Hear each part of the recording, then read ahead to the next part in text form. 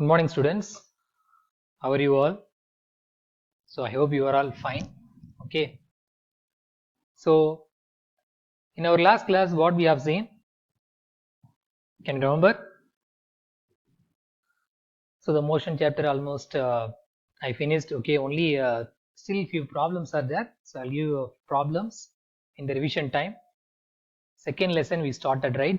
Force and laws of motion. Okay. What is meant by force? First 2 minutes I will recapitulate that. So what is meant by force?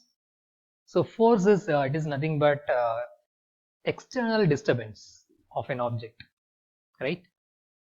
Push or pull of an object.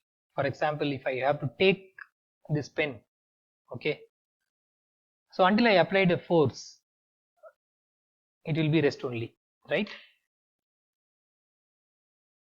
So if any externally we have to give disturbance, but I'm using my muscular force, so I can take this pen, right? So I'm applying the muscular force. So force we call it as push or pull of an object, or hitting, or kicking, whatever we can take. So generally we are called as push or pull of an object. So that I said. Then after first law of motion, what is the first law of motion? An object will be rest, still remain, it will be rest until you are applying the force, right? Or it will be in uniform motion. So that means whether the object will be at rest or in uniform motion until we are giving any external force, any external unbalanced force, still the object will be remain same. So the first law of motion also called as a law of inertia. Inertia. What is by inertia? Inertia, it depends on the mass of an object.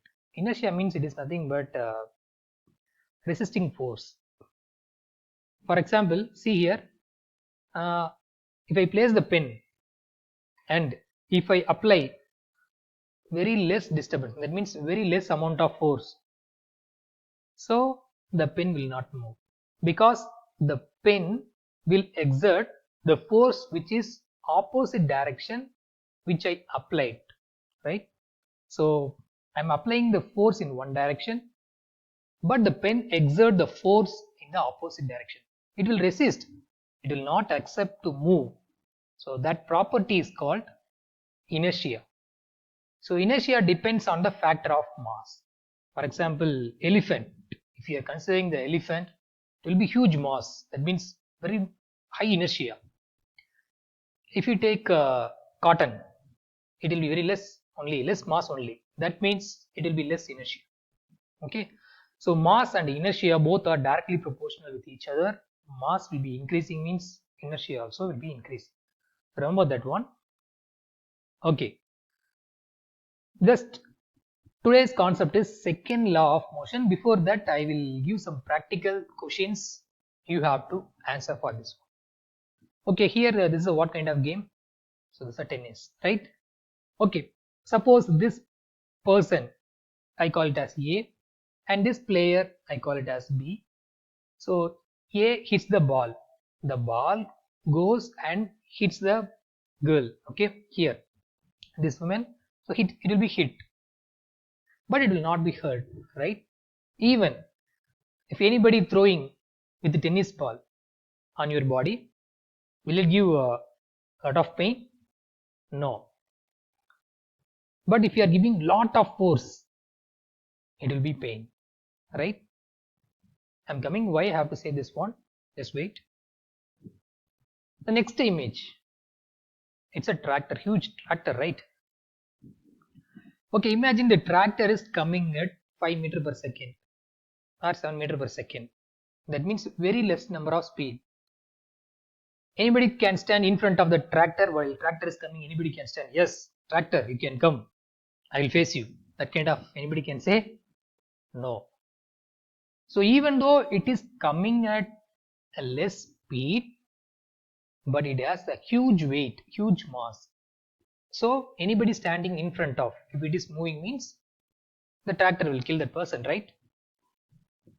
Okay, the next image, it's a bullet, right? So here also I give the gun and bullet, right? What is the weight of the bullet actually? It's almost some kind of only less amount of weight when compared to the tractor. But when bullet hits to any one person body, it will penetrate to the body and it will kill the person. What about the mass? The mass will be very less. But what happened to that velocity? It is coming faster, right? If anybody triggered that gun, the bullet fires with maximum speed, even though it has less mass. In the previous case, even though it compared to huge mass, it is coming at less speed, but it can kill the person. That means what is the relation it states? It states that momentum. So momentum means it is nothing but mass into velocity. Okay. So suddenly if any person is striking, okay, for example, that person is a gigantic person and he has more energy. That means huge mass. So when he applied that force, somebody even you said, hey, even that boy slightly hit raw for me a lot of pain raw, lot of energy he has done. So we can say, right? So we can say it as momentum. So momentum, which means mass and velocity. Okay. So we can say the momentum whether it has a huge mass and less velocity, that also having momentum, more momentum. Otherwise, huge mass, less velocity, that also he have a momentum. Otherwise, we can say less mass, huge. That means greater velocity, which have more momentum. Okay. I'll say a practical example. In your class, you are playing with chalk piece, right? I think most of you done in that lunch period, right? Okay. Anyway, if any one person, they have to take one small piece of chalk piece. First, they have to throw very less speed. Okay, that means very less force only they give. Okay, so that means it will be hurt. No. Okay, any person, both are fighting with each other. That time he will take one chalk piece and he throw with a greater amount of force. That time what will happen? It will strike, right? If it will be any part of your body, it will give pain. That means he gave greater amount of force. That means even though it has a very less mass, it can strike or it can give pain to our body. That means it has a more velocity. Okay, so the momentum which can be represent mass and the velocity. Okay, so this momentum, why I am saying, because momentum we have to know in the second law of motion. So momentum, which means p, they call it as p. So momentum p equal to mass into velocity. Okay, so P, momentum has a particular direction because momentum is a vector quantity. Okay, so momentum has a particular direction. That means in which direction that velocity will go, that direction the momentum can create. Okay, sir, I cannot understand, sir. Can you say in deeper manner, still more?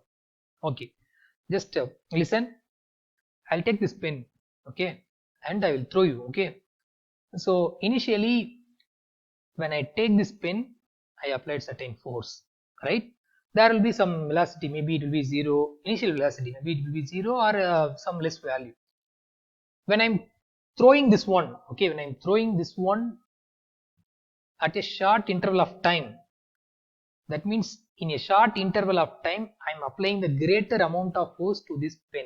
That means suddenly this object get accelerated because of change in velocity, because while I'm taking it will be a less velocity, while I'm throwing this, that time it acquired some more velocity when compared to the previous case. So that means there will be some acceleration is there. Okay, so that acceleration will be caused for this momentum. Okay, so whenever the momentum happens, so a sudden acceleration will be possible there. Okay, okay, even though in the practical example I'll say one more thing. If suddenly one vehicle is stopped, okay, so we have to pull the vehicle at the back. So initially 1 or 2% they have to use their muscular force and they have to pull, right? So after that the driver gets accelerated. Okay, initially he put that gear and the car didn't get acceleration. Still they are applying some more force, greater than the previous one. So now the force is attained to require or to acquiring that acceleration, the minimum acceleration, okay, the minimum momentum.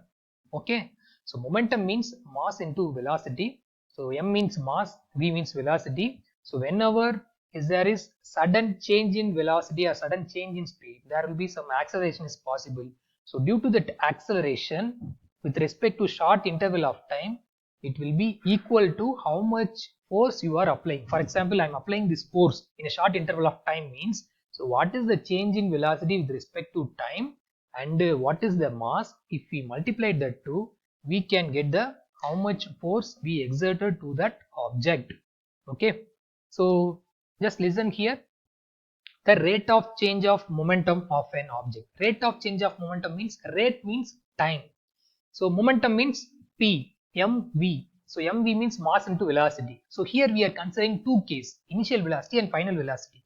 So the rate of change of momentum, that means what? The rate of change of momentum, which is equal to what? Which is equal to your applied force. Okay, applied unbalanced force. So the rate of change of momentum of an object proportional to the applied unbalanced force in the direction of force. This is the second law of motion. It is nothing but, see, once again, if I am taking any object, it has the initial velocity. Once if I give this force will be directly proportional to change in velocity with respect to time into mass of an object. Okay, so for this I gave one equation. So this is that mathematical formulation of second law of motion. Okay, so see here, first, change in momentum. What is my change in momentum? So momentum means, you know, P. P means what? Mass into velocity. Momentum means mass into velocity. So how many sudden impact is there? That's called momentum, sudden impact. Okay, so momentum, first case. Okay, so P2 minus P1, which represent, see here, change in momentum. So P represent mv and P1 represent mu. U means initial velocity, V means final velocity. Mass will not be changed. This pen mass will be, even though if you are throwing, after throwing, before throwing, both also same mass, same pen only, no. So mass we cannot change, but the velocity can be changed. So mv minus mu. Now which is the common one? So m is the common one. So we have to take m is outside. So v minus u. The rate of change of momentum. The rate of change of momentum means we have to divide it by t. T means time. So how much short interval of time it takes from one place to another place. How much is the acceleration? That means how much is the change in velocity with respect to time. Time also we have to calculate. Then only we will get the acceleration, right? So rate of change of momentum, which is equal to, see here, F. It has to be equal to the applied force. So applied force directly proportional to the mv minus mu divided by t. Okay, so before case we have to find change in momentum. Rate of change of momentum we found. Rate of change of momentum directly proportional to mv minus u by t. So this value should be equal to which quantity? That quantity is F. So if we put F means it will be equal. Okay, so F directly proportional to mv minus mu divided by t. That means we have to take m outside because m is the common one. So if we take m is outside means, so k into mv minus u divided by t. Okay, okay, so F equal to k into, sir, how, sir, this proportional symbol we can change into equal symbol? So that means mv minus mu divided by t.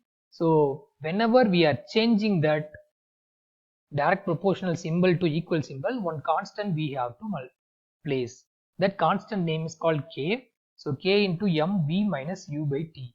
That means k into mv minus u by t. So v minus u by t, that means in our motion lesson we see, no, that's called ma. So F equal to k into ma. If we put k value 1, then F equal to ma. So a means v minus u divided by t. So if you place a means F equal to ma. Now you know how F equal to ma, force equal to mass into acceleration. So change in momentum with respect to time that we put means we will get this equation. So F equal to ma. Okay, so next slide we will see the problem based on this. Thank you.